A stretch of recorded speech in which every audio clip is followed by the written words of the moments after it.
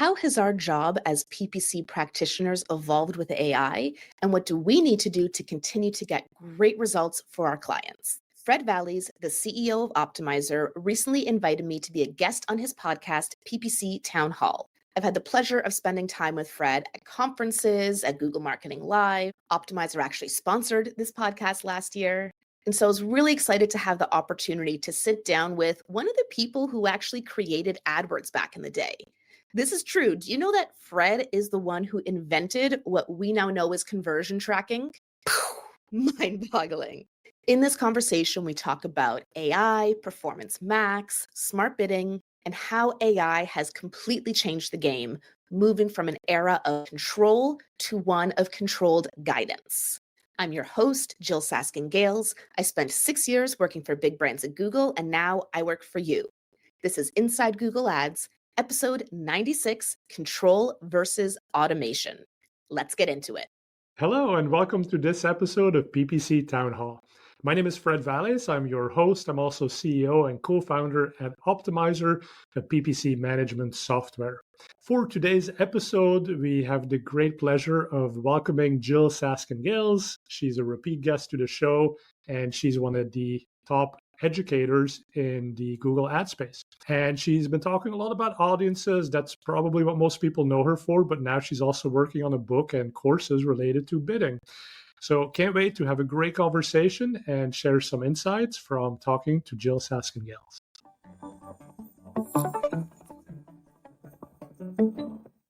Jyll, welcome back to the show. Thanks, Fred. It's great to be here. So yeah, Jyll, before we dive into some of the topics that I've teed up here, you do have a long background in Google Ads. You worked at Google. You've written one book. You've built a whole bunch of 5-star courses. So take people through what you've been up to. Absolutely. So I'm a Google Ads coach.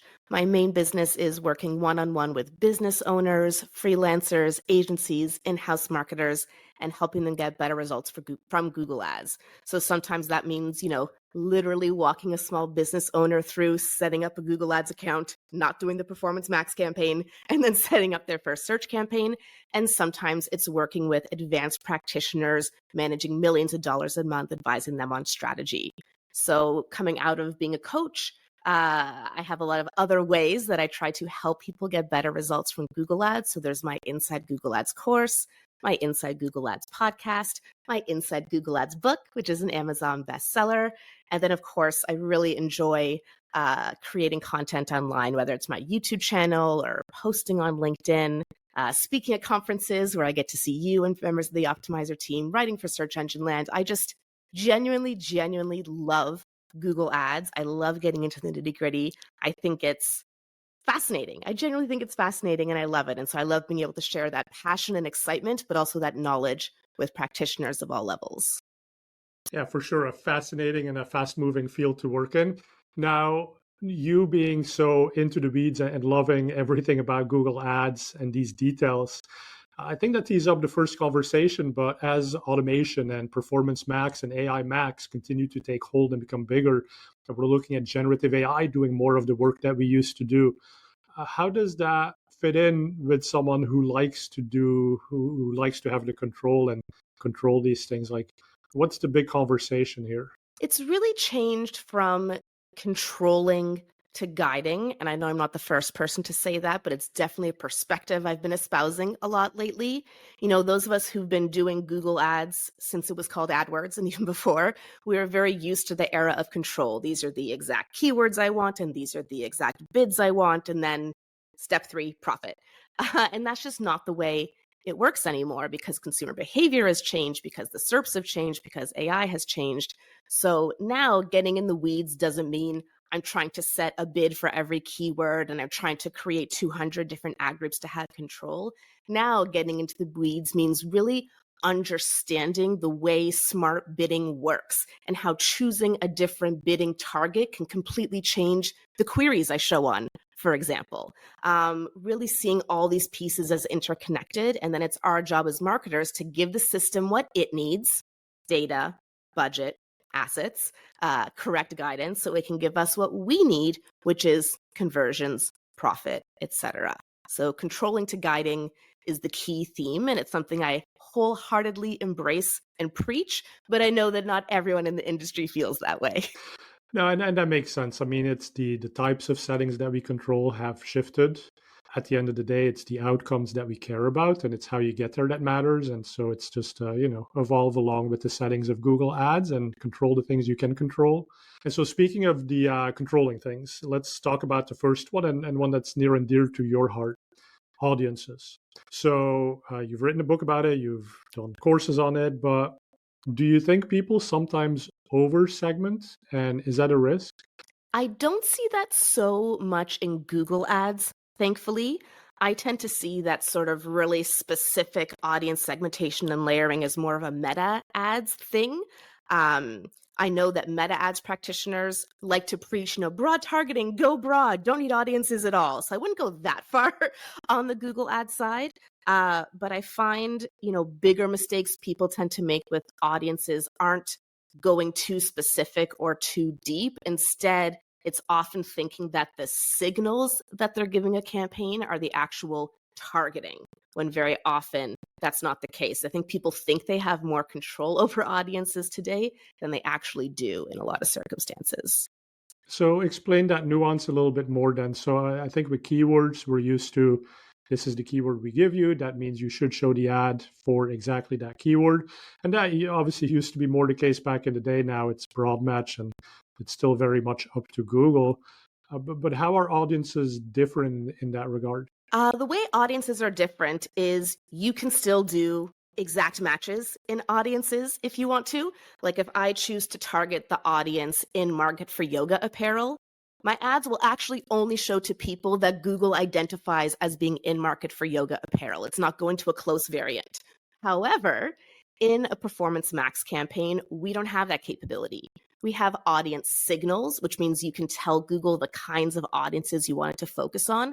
But ultimately, Performance Max cares more about your conversions and your bid strategy than your audiences. So let's say I give the audience signal to a PMax campaign of yoga apparel, and my bid strategy is to maximize conversions, and I have proper conversion tracking, and it goes out there and it finds that actually people in market for winter clothes convert better, then it's just going to show ads to people in market for winter clothes. It doesn't care about the signal I gave it.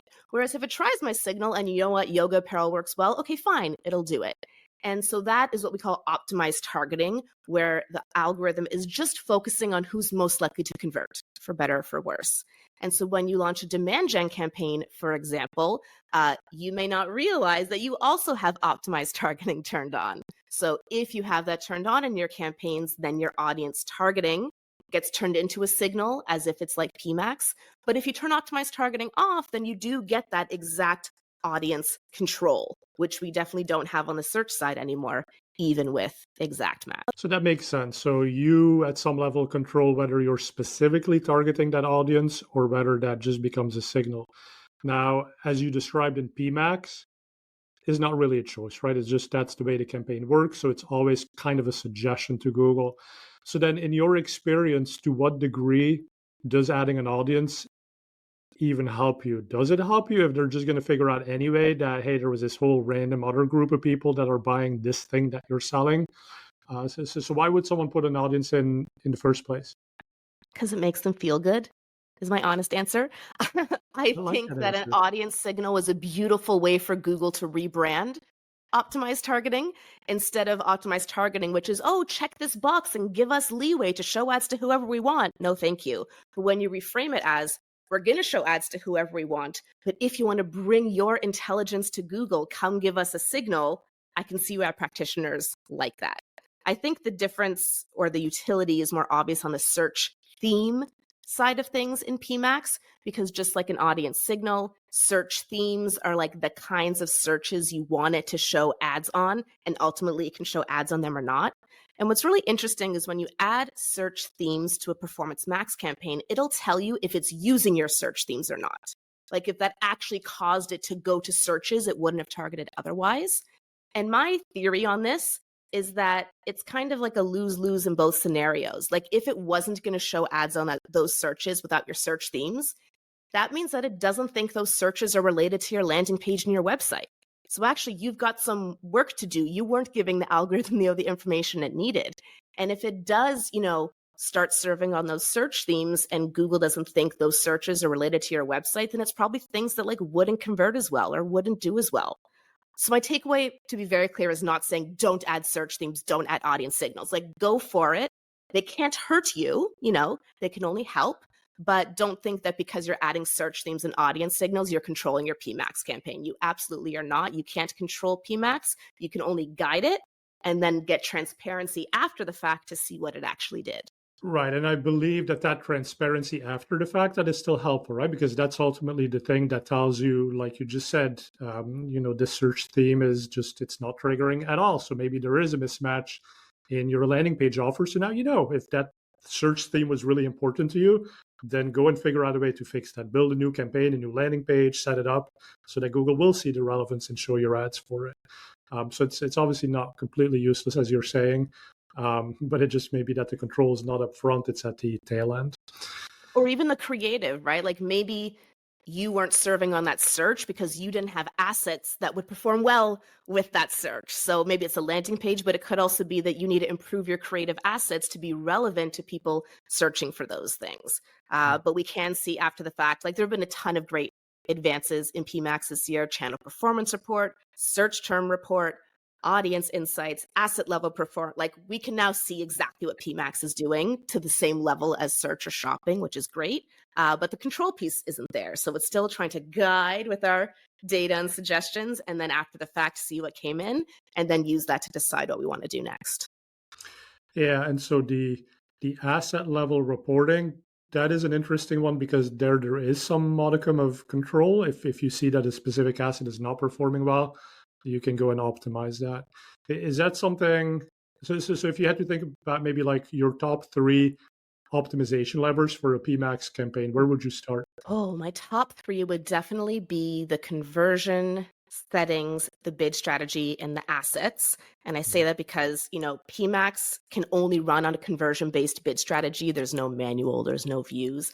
And a conversion-based bid strategy can't work without conversion tracking. So maybe it's purchases, maybe it's leads, but, maybe you're working with a really small business. And so actually you're going to set that PMAX to optimize for begin checkout instead of purchase, just to help it ramp up. So, choosing the right conversion goals for the campaign at that point in time, number one, and adjusting those conversion goals can completely change what it does, because that's like the compass of the campaign.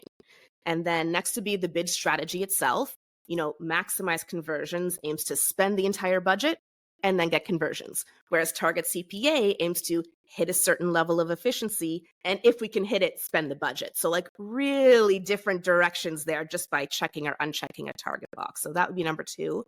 And then assets will be number 3. The actual creative you use, I think, is the real audience signal in PMAX. If you have images and text that really appeal to a certain audience and really don't appeal to another audience, that's what's going to inform who your PMAX shows ads to, much more so than the arbitrary audience signal or search themes you choose to provide. So those are the key 3 levers I would suggest folks focus on to optimize PMAX and to guide PMAX. Yeah, and those first 2, I think you would broadly set across all of your PMAX campaigns because your conversion goal is probably pretty similar. The third one, the assets, is pretty interesting, right? Because now, does that mean you would have multiple PMAX campaigns or multiple asset groups so that you can have a bit of segmentation for the different audiences that you're trying to appeal to? Or from a structural perspective, like what does a great campaign look like in your mind? What does a great campaign look like? I would say, it really depends on the size of the business and the variability of the services. If we are working with a large advertiser spending millions, then yes, we're probably going to have multiple PMAX campaigns and within them have multiple asset groups. If we're working with a smaller business, we may have one PMAX campaign with a filter to only advertise 5 products. But the general guidance I can give is the same for PMAX or actually for any campaign type. It's like the reason to start a different campaign is because you have a different conversion goal. Maybe some campaigns are optimizing for in-store visits and others are optimizing for phone calls. Like that would be a reason to have different campaigns, different locations. If you are doing different bid strategies or different budgets. So like maybe you have one that's really optimizing just maximize conversions, but another one's on ROAS. Or maybe if you have different services or different product areas, you want to allocate budget differently. Those are the key reasons. I'm sure I'm missing one or two, but those are the key reasons to like have a different campaign. And then within a campaign, a different asset group should be created when you're trying to reach a different audience or advertise a different product. And this is a common mistake I'll see as well when I audit accounts, is it'll be like a PMAX campaign, 3 asset group, exact same assets in all 3 of them, and just different audience signals. And I just want to shake, like, it's just a signal. You're doing the same thing 3 times over. Like the way to actually do it, if you're going to have different asset groups, is different assets in the different asset groups, which in turn means that your ads will appeal to different kinds of people and therefore serve to different kinds of audiences or searchers. That's great advice. If you saw me taking notes, I want to make sure that that is one of the audits we do in Optmyzr to point out your mistake. So yeah, great advice. Now you talked about it depends. It depends is always the correct answer in PPC. And part of that comes from you saying, okay, sometimes you got a big account, sometimes you got a small client, SMB. And it's interesting because I think on your website, you position yourself as like, listen, I spent, what was it, 6 or 9 years working with 6 Google. years of Google. 6 years working with the big brands, and now I make all of that knowledge available to you. The question that I want to go through is how much of what they do should be the same? And are there misconceptions in terms of like, oh, that only works if you're a big brand? So what mistakes do, say, SMBs make based on false assumptions? Ooh, I think it is much easier to manage $1 million a month than $1,000 a month, first of all, because the systems need data. And the more money you spend, the more data you have, the easier it becomes. So mistakes that I tend to see on the small business side really comes down to not knowing what you do. It's the unknown unknowns. It's a business owner who, among the many things they have to do, are trying to figure out Google Ads. So they don't know that a broad match keyword is going to match them to whatever Google feels like and not just their keywords. They don't know that a keyword and a search term aren't the same thing, so they don't realize what they're actually advertising on. When you go to create a new Google Ads account now, it spits you right into creating a Performance Max campaign. So they'll think they're running a search campaign when actually all their money is being spent on display. So these are like the small business owner mistakes where the gap is just education, and then they can, help themselves. I would say with the larger businesses, they tend to struggle more with this transition we were talking about earlier from controlling to guiding. Folks who've been doing this for 10 years, 15 years, 20 years, like we all have to change our mentalities. And that's really hard to do. So I would say that mentality and strategy shift is what the larger advertisers struggle with. And I think as well, the promise of Google Ads and digital ads in general is like perfect tracking and attribution. You know where every dollar is going, you know exactly what you're getting in return. And in the past couple of years, due to a variety of reasons, privacy and cookies, like that's not necessarily the case anymore.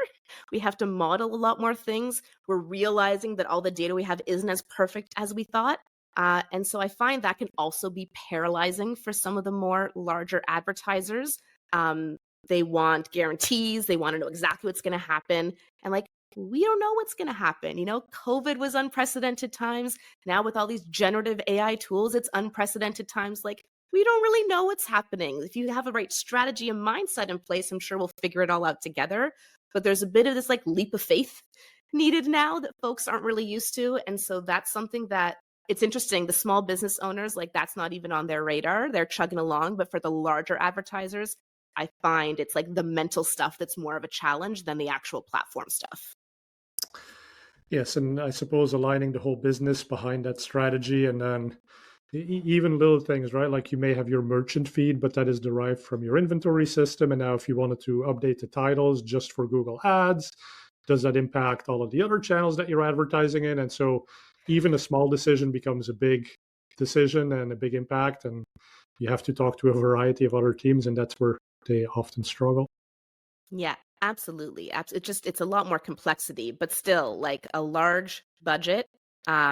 Although it brings all that complexity, I do think at the end of the day, that is easier sometimes than trying to have a shoestring and make it go really, really far. And I think that has become harder, I'll say.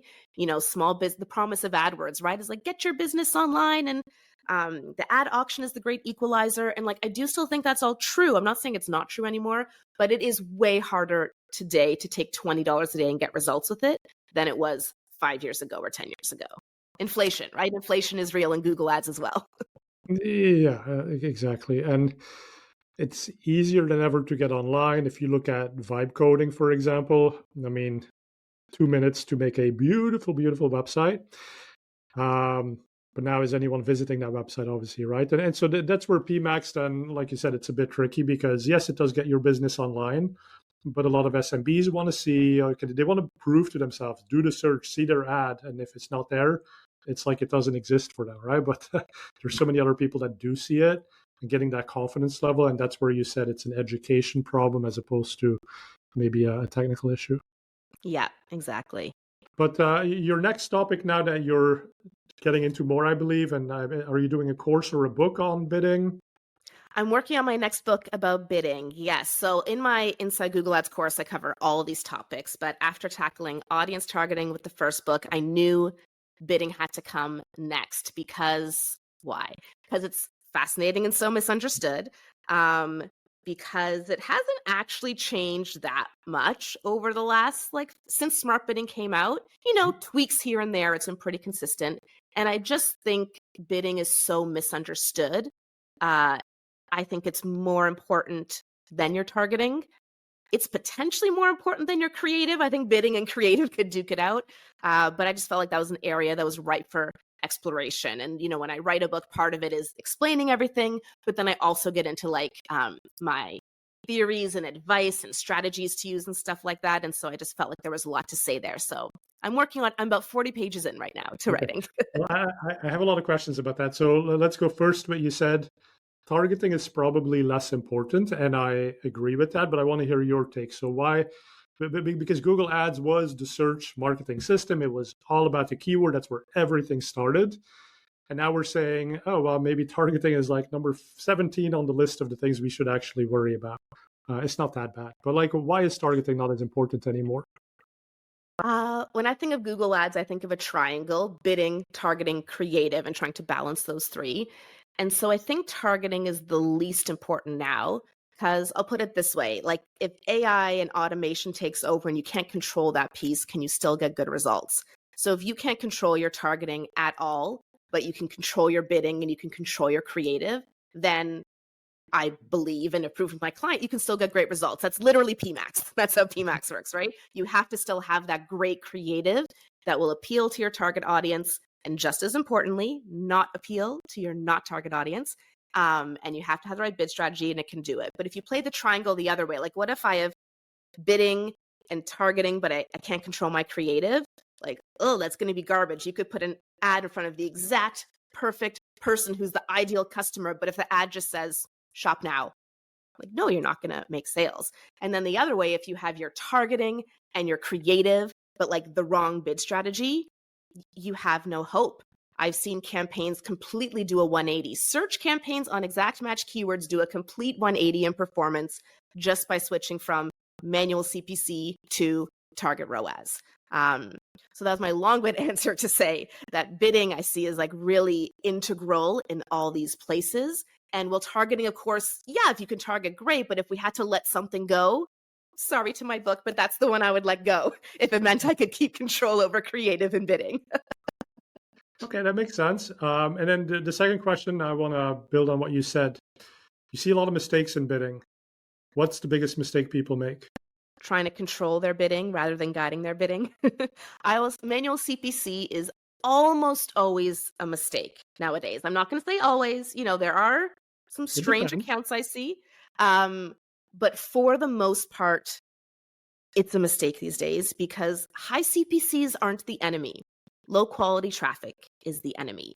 And I've just seen it time and time again in so many different ad accounts where we're on manual bidding, our CPCs are $3 to $4, and then down, oh, our CPA isn't good. Oh, we're not getting enough conversions. And it's you turn on max conversions, CPCs quadruple overnight. I've seen CPCs multiply by 10 overnight. But you know what? The conversions go up as well. So I've just seen it enough now that I am a true smart bidding believer. I think AI creative has a long way to go. Not sure if you'll feel the same way on that. I think AI targeting is getting pretty good and only improving. But like AI bidding, it's been there. It does its thing as long as you give it the right data and the right directions. And so when I see smart bidding not performing, it's usually more either user error or it's day 2 when you just haven't given it time to learn yet. And that's probably the hardest part. If you're switching from manual to automated, the first week or 2 might suck. And you'd be like, see, I told you I can do it better. And it's like, well, no. Give it time to learn before we judge. Yeah. Yeah, makes total sense. And then how do you put guardrails in place to ensure that that 2 week period actually is a 2 week period and it doesn't then roll into 4 weeks and $10,000 and then you still get no results? Yeah, How it's do you not handle that? even a specific time frame.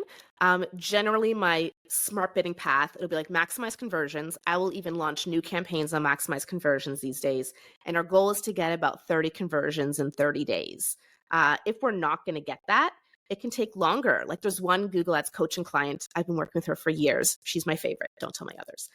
And we recently launched a performance max campaign in one of her accounts. And first month was terrible. There was like 2 purchases.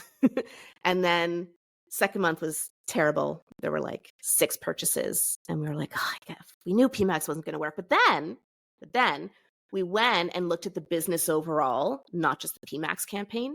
And this PMAX campaign was only advertising 3 of her products, like 3 very specific products.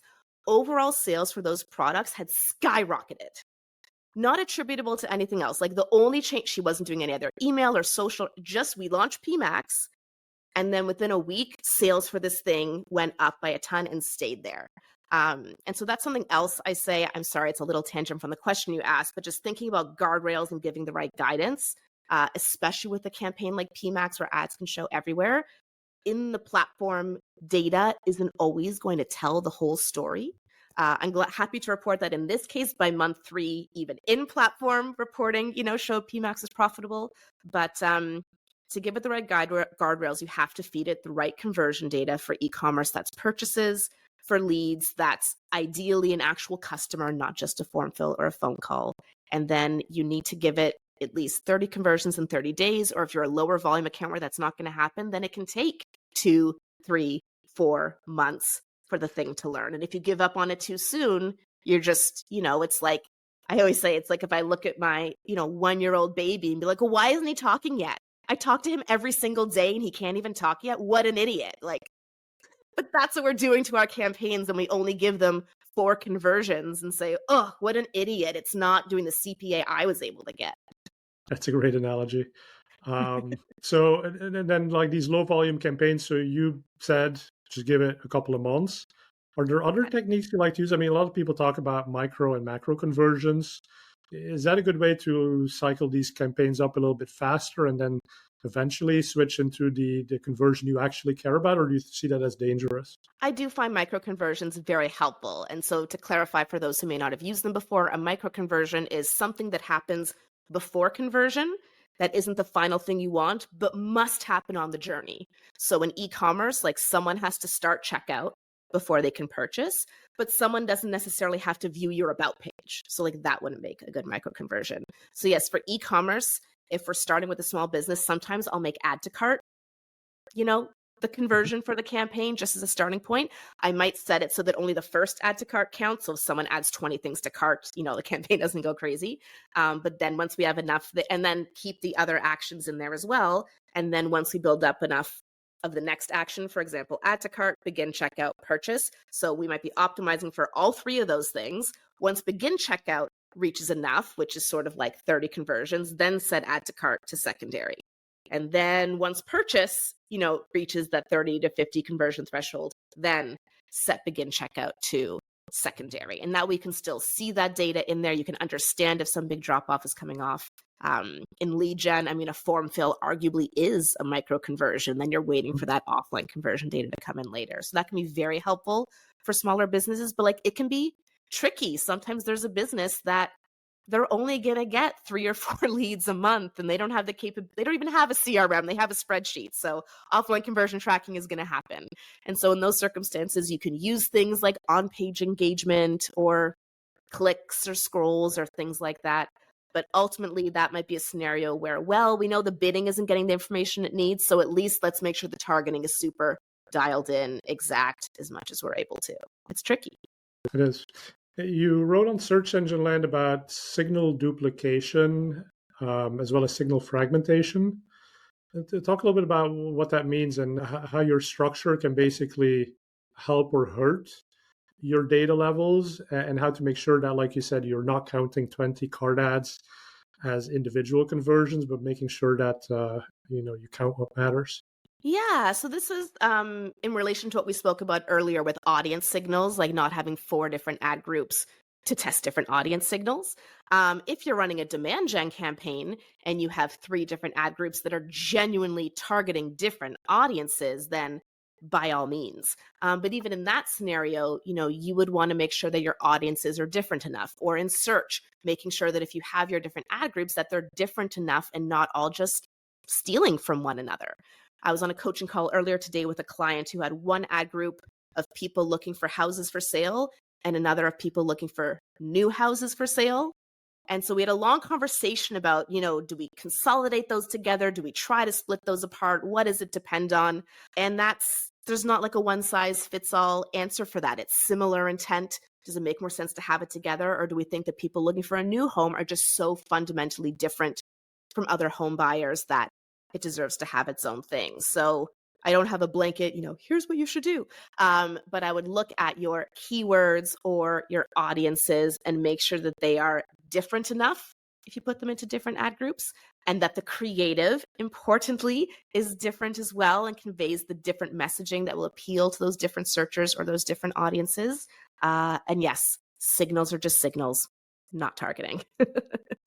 Great. So that's bidding. Let's talk a little bit about the broader topic of automation. And what are your thoughts around strategic automation versus blind delegation? Ooh, strategic automation versus blind delegation. I guess something I do notice with some newer Google Ads practitioners who've grown up in the world where it's AI first. You know what I mean? They're never touching exact match. They're never touching manual bidding. They're all in on the automation. And I love that. I'm not saying that's a bad thing, but then the challenge is not knowing what that actually means under the hood. So broad match keywords, broad match keywords can absolutely be the right choice. But if you look at your search terms report and 90% of it is irrelevant, maybe there's something going on here we might want to look into. So I'm very much with people and with Google Ads. I am a trust but verify kind of gal. So I like to make sure I give the automation good directions via the conversion tracking and the bid strategy. But then I will be checking the reports, which we now have on all campaign types, to see what it's actually doing. The key is if it's not doing what I want, I don't sit there and curse Google or, Google's shaking the cushions. Why would they match me to this search? It's no, it's doing exactly what I told it to do. That might not be what I want, but it's doing exactly what I told it to do. And so the gap between what I told it to do and what I want, I, as the practitioner, need to figure out how I adjust my directions so that those become the same, what it's doing and what I want. And if you're just all in on automation, when it's going well, that's great. But if it doesn't go well, then you don't know how to fix it, and you don't know what's wrong, and you don't know how to do that troubleshooting process. So that's where it can become dangerous to say, turn my PMAX on. All right, I'll check in on that in 30 days. I'm sure it'll be fine. Well, it might be fine, but it might really not be. So a good reason to take those courses and build a real strong foundation in how Google Ads works, because ultimately, yes, I completely agree. You have to understand what these automations are doing, what they are controlling, so that if it doesn't work out, you have recourse. You can actually dial it back and understand what wasn't working. And the other thing I love about understanding how things work is now you can start piecing things together in unique ways. You can say, okay, well, let me use the best of bidding automation, and let me maybe figure out how to use GPT to help with the creative components that you were talking about, and let me string these things together so that I can scale my output tremendously. And I suppose that's when we get into strategic automation. It's about thinking like, where is it we can add the value? And then the delegation goes to the machine. But like we're saying, don't blindly delegate, have checks and balances, have human in the loop, have controls, because ultimately, these systems are not dumb, but they can be very literal in following instructions, right? And then that doesn't always end up with the right results. I always say, remember, it is artificially intelligent. I think we always focus on the so intelligent part that we forget about the artificial part. So even another, coaching call I had today, I had 4 calls today before this. This client had used ChatGPT to write all the headlines. She's a business owner, so ChatGPT gave me some headlines, boom, it did it. And looking at them, I could tell because they were just so generic. This person runs a personal training gym. And I said to her, I was like, literally any personal training gym in the entire world could use these exact headlines, which is why they're not the right headlines for you. So you need to give ChatGPT or Gemini information about what makes your gym unique, what's unique about your services, give it your customer reviews, give it your landing pages, have it go deep research on your competitors to see what they emphasize, and then based on all that, okay, have it help you write headlines that uniquely position your personal training and aren't just generically, yay, personal training is great. And that's interesting. So you mentioned deep research. So what exactly did you have deep research do? It's my Gemini sweatshirt I'm wearing right now. So I use Gemini deep research, and it just, rather than trying to spit an answer out to you right away, it'll go and check like 30 to 50, puts a research plan together. You can adjust the research plan, then it goes out and checks all these different sources and comes back with an answer for you. And so I use it selfishly in my business. I'll be like, I'm a small business owner and I need help with my Google ads. Who should I hire? And I love seeing not just the final answer of who it comes back with, but looking at all the steps it takes. This is actually something I learned from Steve Toth. I attended SEO IRL last week, an SEO conference in Toronto he runs. And in his talk, he mentioned how useful this is for SEO. I think it's great for PPC as well, is to see how it decides to research certain factors. So if it's looking at, what is the payment model, and is it online or in person, and what about time zones, and what else is included, and is it a subscription, all these things that I wouldn't have even thought of, that's how people decide. He gave great examples how in like the B2B software space, what is it compatible with, and does it have these key features? And so looking at how deep research thinks can be really helpful because it can tell you what your potential customers might be considering and searching for as they're looking at you versus competitors. And so, as a business owner, that's super helpful info for me. But then specifically when it comes to ads, that's really helpful to see the kinds of features or talking points to include in your ad text. Yeah, I love that. Any other examples of using Gemini or others to do amazing things? For Google Ads specifically? Anything that as a business person or as a human being we might find interesting? Oh, yes. I use Gemini quite a bit in my business. I think the main way I'm using it now is I will speak to it, ideas, and then it kind of cleans it up for me. So if I'm, writing an article, like I write for Search Engine Land and WordStream and other publications, I will just talk all my ideas, and then it cleans it up for me, so it's not going out and researching and pulling anything else in, but just help me organize my ideas in a new way. Same when I'm writing issues of my newsletter. I have a bi-weekly newsletter called The Insider, where in every issue, I share a real story from a real Google Ads coaching call, like what the challenge was and how we solved it. And so again, I'll give Gemini the transcript of the call, and then I'll say, I really want to focus on this part and make sure we mention that. And I think this is interesting. And then it drafts it for me. So like as a thought organizer, I would say is a really key way I'm using AI. And then something else that I just started testing with my Inside Google Ads course members is I created a Jyll bot using Notebook LM. Have you played with Notebook LM at all? Or I guess you're way beyond that in your AI skills. Well, yeah, I have played with it a long time ago. So I gave Notebook LM for now, just all my podcast transcripts, all my Search Engine Land articles, all my stuff. And I'm letting my members beta test it. And about 25 of them are. And they're saying like the feedback, it's saying exactly what Jyll would say, because it's only trained on exactly what I give it, no more, no less. So I'm really excited in the potential there to scale my expertise and knowledge through AI because, oh man, I've seen the Google Ads advice that ChatGPT can give, and it is sad. It's good for my business, but it is sad for the people who trust the advice. Interesting.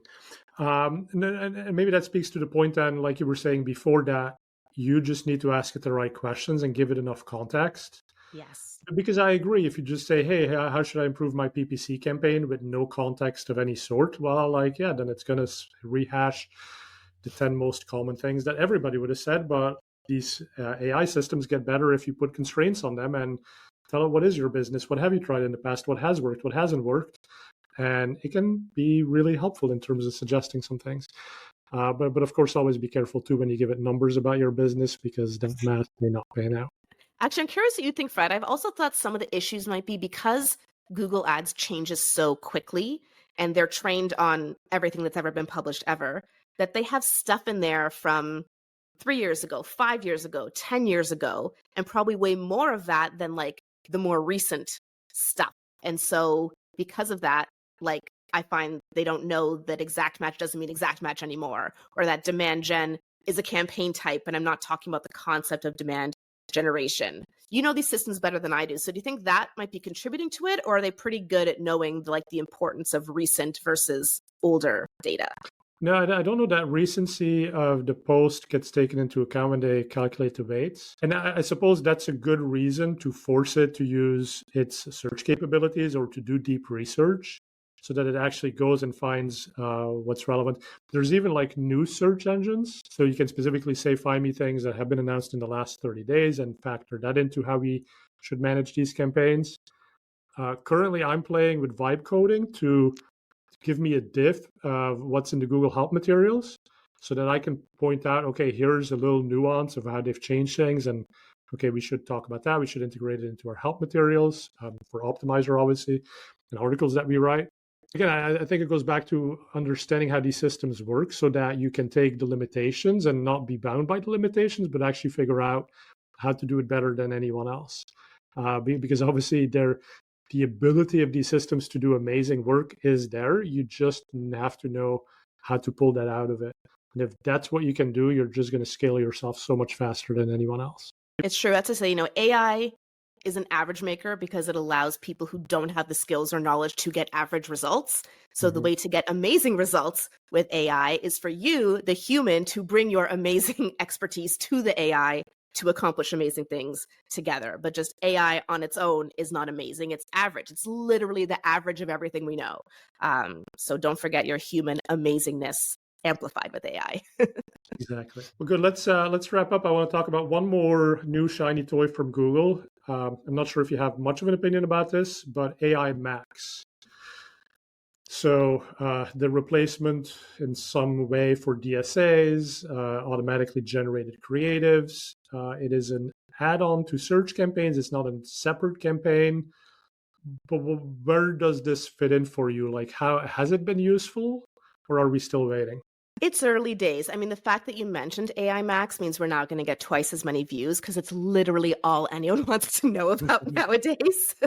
Actually, my first LinkedIn post to ever get 100,000 impressions was when I posted about AI Max the day it came out. Fun fact. But yes, AI Max is one of those things where it's just so new. We don't know what we don't know. Like when Performance Max first came out, it was terrible. It was terrible. And it learned and it got better. And now it's less terrible. Now it's pretty good if you have the right things in place. AI Max is in the early terrible phase, not because the product itself is terrible. I want to be really clear, but because we don't really know how to use it yet. Again, I bring it back to it's the humility and human error, not that the tool is wrong. AI Max's job is to go out and basically find whatever searches it wants that it thinks will work well for your business. And so it really grinds my gears when I see people posting on LinkedIn, I turned on AI Max and look at these search terms on the first day. It's so stupid. And again, to bring it back to the baby analogy, it's like, I gave birth to this baby yesterday. He can't walk yet. He's so stupid. Like, yeah, you literally just turned it on. Of course it's going to be stupid. It hasn't learned anything yet. So I think there's great promise with AI Max, but I also don't think most advertisers need AI Max right now. So I'll turn this into an action. Like if you have maxed out your impression share, which for non-brand usually means 30 to 40, but of course it always depends. And you want to spend more budget, but you've just maxed out the opportunity on your current keywords and you're already using broad match, then sure, turn on AI Max and potentially expand even further. But you're going to want to have your conversion tracking in place. I would say more than 30 conversions in 30 days, probably more like 50 to 60. At least target CPA. Target ROAS more finicky, so maybe more target CPA actually in search. And have all those things in place. And if you're a small business owner spending $30 a day, limited by budget, less than 10% search impression share, and then you turn on AI Max, like, yeah, you're not going to like it, but the problem's not AI Max. The problem is you. And with that, Google Ads is complicated. For as much automation and new campaign types are coming out, it just means more decisions for us, knowing exactly what parameters to put in place to make these new campaign types or settings successful. And that's why sometimes we need a coach. So, Jyll, thank you for sharing all your great insights. If anyone who's listening wants to get in touch with you, what should they do? Thanks, Fred. The best place to find me is my website, jyll.ca. You'll find everything about my coaching, newsletter, courses, etc. there. And you can also follow me on LinkedIn. I post every weekday about Google Ads, and that's where I get to meet and get to know lovely folks like you, Fred, and others in the industry so we can all share ideas and grow and learn together. Thanks for tuning in to this special crossover episode of Inside Google Ads and PPC Town Hall. You can follow Fred Vallaeys on LinkedIn. You can follow Optmyzr on LinkedIn or YouTube to stay up to date with future episodes of PPC Town Hall. I'm Jyll Saskin Gales, and I'll see you next time inside Google Ads.